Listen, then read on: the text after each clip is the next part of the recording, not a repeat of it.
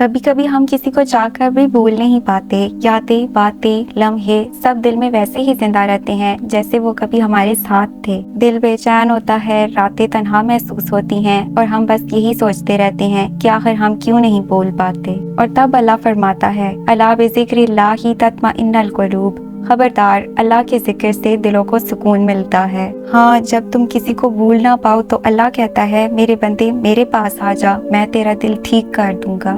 وہ جو تیرے دل میں رہتا ہے وہ اگر تیرے حق میں بہتر نہیں تو میں تجھے اس سے بہتر عطا کروں گا، اور اگر وہی تیرے نصیب میں ہے تو وقت آنے پر تجھے لوٹا دوں گا۔ بس تو صبر کر، یاد رکھ سکون کسی انسان میں نہیں، سکون صرف اللہ میں ہے، اس کے ذکر میں ہے، اس کی قربت میں ہے۔ جب دل روئے تو اللہ سے بات کرو، جب نیند نہ آئے تو دعا مانگو، جب دل ٹوٹ جائے تو قرآن کھولو، کیونکہ جب تم کسی کو بھول نہ پاؤ تو اللہ کہتا ہے، مجھے یاد کر، میں تجھے دل کا سکون دے دوں گا۔ اللہ تمہارے دل کو سکون دے، تمہیں صبر دے اور تمہیں اس سے بہتر عطا کرے جسے تم بھول نہ پاؤ۔